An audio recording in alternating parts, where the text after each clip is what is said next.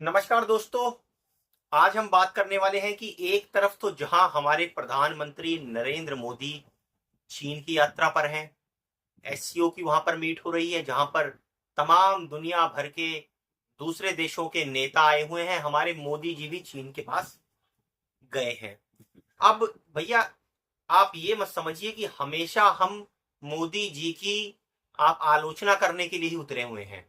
कुछ बातों में हम मोदी जी की तारीफ भी करते हैं कि भैया चीन से जितनी भी फोटो आ रही हैं, आप देख लीजिए, चाहे वो पुतिन के साथ हो, चाहे वो पुतिन, जिनपिंग और मोदी साहब की फोटो हो, फोटो का एंगल बिल्कुल परफेक्ट आता है दोस्तों। मोदी जी को ये तो पता है कि फोटो किस एंगल में और कैसे खिंचवानी है। इसमें तो मैं उनकी तारीफ करूंगा दोस्तों कि ऐसा कोई दूसरा प्रधानमंत्री ना हुआ है और शायद ना आगे हो पाएगा, ना भूतो ना भविष्यते। उस मामले में हमारे नरेंद्र मोदी जी बिल्कुल जबरदस्त दिखाई पड़ते हैं। लेकिन समस्या बस ये होती है कि सारी अटेंशन फोटो खिंचाने पर ही दे देते हैं, या जो भारत का यात्रा का मकसद होता है उस पर भी थोड़ी बहुत अटेंशन होती है।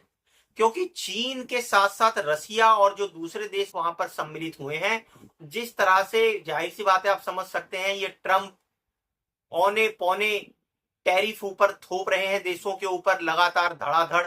एक तरह से इन्होंने टैरिफ का जो है वो युद्ध मचा रखा है। तो उसके ऊपर भी बातचीत तो जरूर हुई होगी, और अगर बातचीत हुई है तो मोदी जी ने कुछ ना कुछ इसका तोड़ निकाला होगा। अब ये मीटिंग देखकर जो ट्रंप भैया बैठे हुए हैं अमेरिका के अंदर, उनको भी बौखलाहट दोस्तों जरूर हो रही होगी। क्यों बौखलाहट हो रही होगी और उसके क्या लक्षण दिखाई पड़ते हैं, ये भी आपको बता देते हैं। दरअसल बात यह है कि ट्रंप साहब ने 50% तो इंडिया के ऊपर टैरिफ ठोक रखा है। अब वो गुहार लगा रहे हैं यूरोपियन यूनियन से कि भैया आप भी इंडिया के ऊपर एक्स्ट्रा टैरिफ ठोको।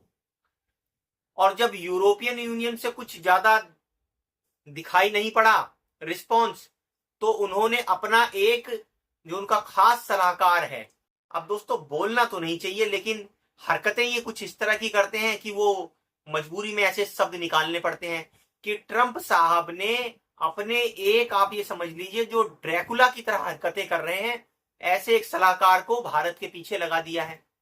अब वही पीटर नवारो भारत के ऊपर हमला कर रहे हैं। क्या बोल रहे हैं, आप सुनेंगे तो आपका खून खौलने लगेगा।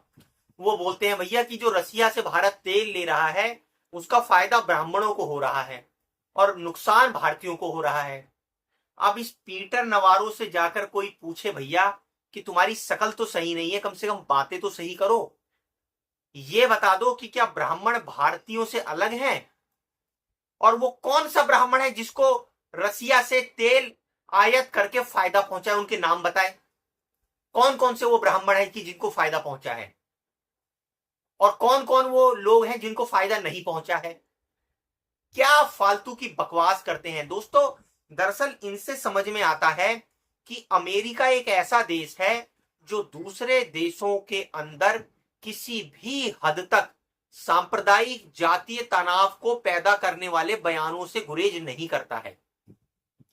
अब ये तो एक तरह से ये हुआ ना कि भारत का जो ढांचा है जातीय, अगर आपको उसके अंदर कुछ मिसअंडरस्टैंडिंग क्रिएट करनी है, लोगों के अंदर जो है बौखलाहट पैदा करनी है, तो ब्राह्मणों को लेकर आरोप लगा दो, कभी हिंदू मुस्लिम को लेकर कुछ कह दो, कभी दूसरी जातियों को लेकर कुछ कह दो।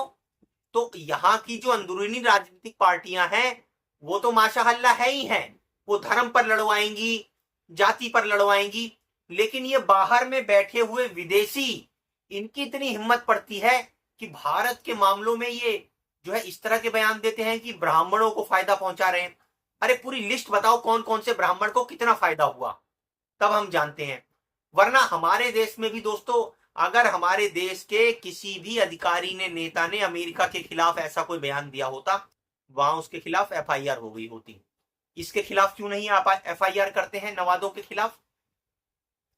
अरे ये नवारो जो है जब इस तरह की बात कहता है तो क्या हमारे अधिकारी सोए पड़े हुए हैं, इसके बयान की आलोचना तक नहीं कर सकते हैं?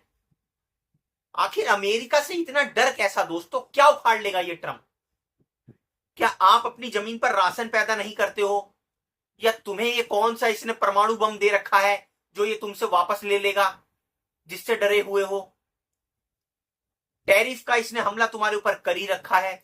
इसका जो ये नवारो है ये आके आग उगल रहा है तुम्हारे खिलाफ। ऊपर से बहुत सारे जानकार तो ये भी आशंका पैदा कर रहे हैं कि अमेरिका बांग्लादेश के अंदर कुछ इस तरह की हरकतें करवा रहा है कि जिससे भारत के साथ जो बांग्लादेश का टकराव पैदा हो, व्यापार बंद हो। अभी जिस तरह से खबरें सुनने में आई थी कि कई सारे पोर्ट भारत के साथ जहां से व्यापार होता था बांग्लादेश के, वो शायद सस्पेंड कर दिए गए हैं, बंद कर दिए गए हैं। अब ये बात कितनी सच है कितनी झूठ है दोस्तों, ये तो पुष्टि का विषय है। लेकिन अगर इस तरह की हरकतें हो रही हैं तो आप अमेरिका को हल्के मत समझिए। ये अमेरिका वही अमेरिका है जो अपने हितों को साधने के लिए दूसरे देशों पर हमले करता है, वहां पर राजनीतिक अस्थिरता पैदा करता है, वहां अंदर आंदोलन करवाता है। हमने बांग्लादेश में जिस तरह के जो आप देखिए आंदोलन और ये सब है, सारे लोग कहते हैं कि अमेरिका का हाथ है। तो आप समझ सकते हैं एक ऐसा देश, एक ऐसा नेता जो इतना बौखलाहट में बिल्कुल बावला हो रखा है कि वो ये भी नहीं देख रहा है कि मैं दूसरे देश के ऊपर क्या आरोप लगा रहा हूं, क्या बोल रहा हूं। तो इसका मतलब ये है वो देश को अस्थिर करने के लिए किसी भी हद तक जा सकता है।